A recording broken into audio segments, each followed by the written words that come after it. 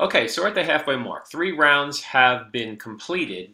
This is the net profits per team, and you can see there's a steady increase in net profits. We have a new leader in net profits, and they're at $94 million, and we have a second place at $90 million. So about a $30 million improvement over last year to this year.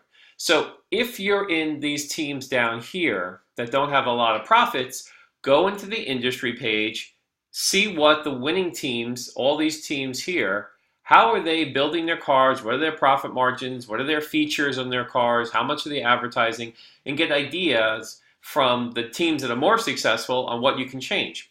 In the real world, this is what the auto industry does. When Ford, GM, and Chrysler were doing terrible, their management flew to Japan to see what Honda and Toyota were doing that was making them successful. And Honda and Toyota welcomed them into their manufacturing plants, shared their ideas with them, and learned about how to improve their operations. And you need to do the same if you're not doing well in top profits.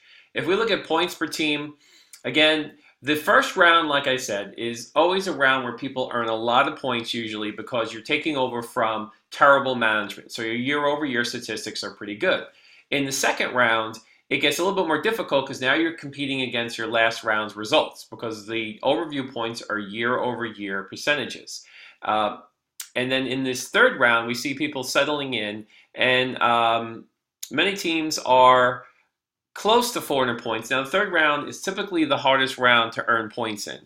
If you're doing things right, you will earn more points in 4, 5, and 6. But it's really starting to get challenging to keep improving over last year's results. And that's what companies in the real world are expected to do. When an analyst looks at a company from last year to this year, they want to see improvement in revenues, improvement in profit margins, improvement in net profits, improvement in a lot of financial ratios. So that's why it gets, and as other student teams are becoming more efficient and better players, the competition is also getting tighter in the simulation. So if we look at stock price, again, we have the same 2 teams in 1 and 2 in stock price level. And what helps the stock price to increase? Well, if you have a high earnings per share and high profits, that's going to help your stock price go up because that's what investors are looking for. Also, if you buy back your stock, that reduces the amount of outstanding shares and also helps your stock price. But you can see here, by and large, every team has improved on their stock price from last year to this year, which is what I'd expect an industry growing at double-digit percentages. Okay, if we look at sales per team, we have a huge turnaround in this company. They had the best improvement in sales. Everybody pretty much improved in sales, but we still have Pop-Tart Toaster still #1 in sales. And interestingly enough, if you look at this company, they also had top points in this round because they're coming off a year or 2 that wasn't as successful. So they were able to recapture some of the points lost in the previous year. And they were also able to, if you see here, they greatly improved their profit margins. They had a nice improvement in their profit margins. So here's an example of a team that probably watched the previous videos, did a correction on their strategy, and they wound up taking their sales and turning them into more profits. And we still have #1 leader in earnings per share. And the #2 position, we have a new #3 position in earnings per share. So you can see things are changing over here in earnings per share as teams are honing in on their profit-making potential.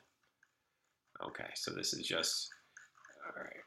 So let's go to look at the tables now. Okay, so if you see the tables here, this is the current round points. And a lot of teams didn't do as well as other groups. Going by the percentile, other teams have played the simulation. Our highest rank would be 84% percentile, 70 percentile, and everybody else is a little bit more challenged around 3 points.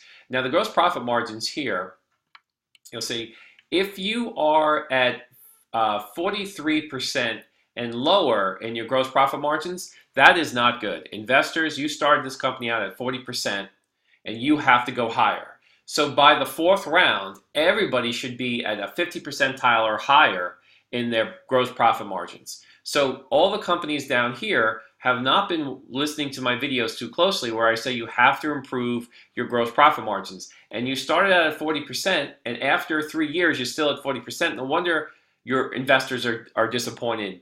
You really have to step up the improvement of your profit margins. So students will email me and say, Professor Nugent, I haven't read the student manual or bothered to watch your videos, but yet, can you please take the time out of your day to tell me how to improve my game?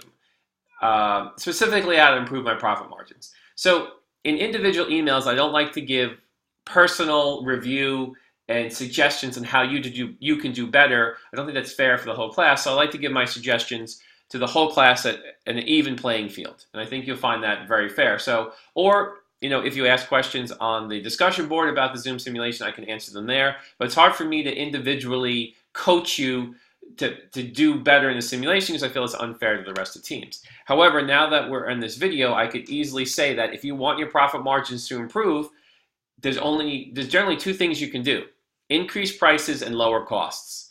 So if you want, and this is the same thing for real life, if you want your profit margins to improve, you have to increase your prices and or lower your costs. And that will increase your profit margins. It's simple as that. It's just real world. If we look at stock prices, we have a pretty big range from $13 to $54. So you see down here, the $20 range of companies with stock price is kind of matching some of the companies who have low profit margins, because that does not excite investors about the stock if you're not improving the profit margins. So you got to get those profit margins up. Okay.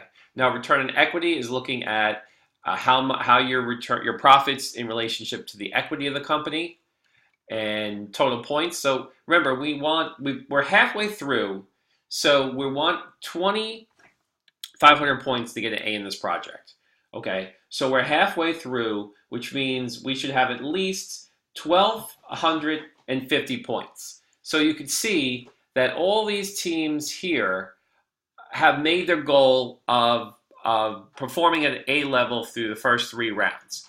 The teams below this point are lagging in their points, and they have to really step it up. And it is possible. I've seen teams come from behind in the last 3 rounds and make enough points to get a full grade in this project. Okay, operating profit margins. Here, the biggest drain on your operating profit margins would be advertising. So advertising is necessary to make profits, but just make sure you're not over advertising. So if you look at the charts area, the charts will show the marketing charts, which are up here. I'm going to click this, and the marketing charts will show how your this is total advertising. So we have these 2 companies here have the most advertising. They have a lot of sales, but they might be over advertising, and these teams down here might be under advertising. So this is a good way to look at each vehicle class to see where you're falling in your advertising versus everybody else. So another good point of where you can do some analysis to help your operational profit margins. So you want to make sure you're not over advertising. You want to make sure you're not under advertising, because you could be coming up short in your sales and if you have a lot of leftover inventory, you may have over advertised. If you have met your full demand, you may have if you met your full demand, you may have over advertised. Okay, meaning if you sold every car you built. All right, earnings per share. Again, we have a couple companies doing very well in earnings per share. Other companies can do much better. You have to increase those profit margins. Return on assets, look at profits related to your assets. So if you generate more profit, if your profits grow faster than the assets, you'll do well here. So some rounds when you buy a lot of extra plants, or you do a lot of operational investments, or have a lot of leftover inventory, your assets might grow faster than your profits, and that's why you may not perform as well here. So always keep in mind to only take on as much assets as you need. And having unsold cars and extra inventory really bloats your assets and can make it difficult to score well here. Okay, net profit margin we talked about. Raise those prices, lowers those costs. How do you lower costs? Well, you make cars that have maybe fewer features or less miles per gallon or lower horsepower. You also invest in operational investments, which help to lower your costs. And revenues per share is just looking at your revenues divided by your outstanding shares. Total asset turnover looks at how much sales your assets are generating. So if your assets are bloated, you should be generating about 2 times the sales to your assets. So all these companies here are doing pretty close to 2. If you're generating less than 2 times your assets, you have too many assets and not enough sales. So again, this is a check on, the idea is that if you have factories, they're cranking out cars to make sales. So if you have unused factories or unused assets, your total asset turnover is going to be low, which is not good. You want to increase your asset turnover. Okay. If I go into my demo, so if I'm in my demo and this is year 4, I can see that my profit margins are at 55% for my gross profit margins, which is kind of where I want them. My points are around 400. And again, if I want to do better in the simulation, I check out the assessment page. I look at my rankings, my percentile, my performance. I click on this icon to get ideas on how to improve each of the characteristics being graded in the overview points. I check out my charts, specifically my performance chart, and I want to look to see specifically at the bottom, it looks like I am meeting all my demands. So I might be over advertising or underproducing my cars. So that's one to think about. In the industry page, I need to look at my target competitors. How are they building their cars? How are they scoring and competing compared to me? What is their market potential? My market potential is about 30%. Their market potential is a little higher. So what are they doing? Is it their advertising? They're advertising 13 million. I'm only advertising 1.8 million. So definitely advertising is affecting me here. Check out my financials and back to my sales page.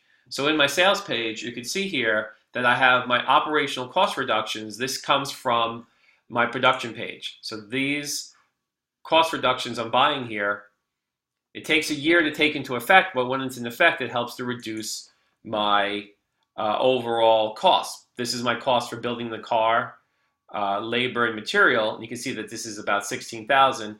After my cost reduction, it goes down to about 13,000. Now, my profit margin here is a little low. So I have to increase that. Was at 55%, now I'm at 41%. This could be an issue. So there are things that I can do. I can lower some of my features here to get my profit margin back higher. This might make my car a little bit less attractive, so I'll have to figure that in when I'm forecasting. So again, here I have a 55 percentile. Now, so some areas I might be able to lower my features to get a higher profit margin. And that's what you got to do. Lowering my features helps to reduce my costs and and I can increase my prices. I'm selling the car out, and it helps to increase my profit margins. That may make my car a little bit less desirable, but I'm okay with selling some fewer cars if I can have a higher profit margin. All right.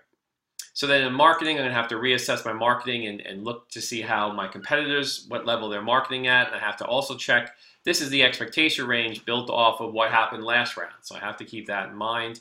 And again, in production, I have to make sure that I keep investing in my operational investments to keep those cost reductions so I can maintain my profit margins. And then again, in finance, where I can, I want to buy back some stock. I want to, if I'm making money, I can buy back some debt. And this will, help me to improve my financial ratios as well. Okay. So that's my quick 15-minute video of wrapping up round 3 and giving you some hints and advice to do better in round 4. Good luck to you all, and I will see you again soon.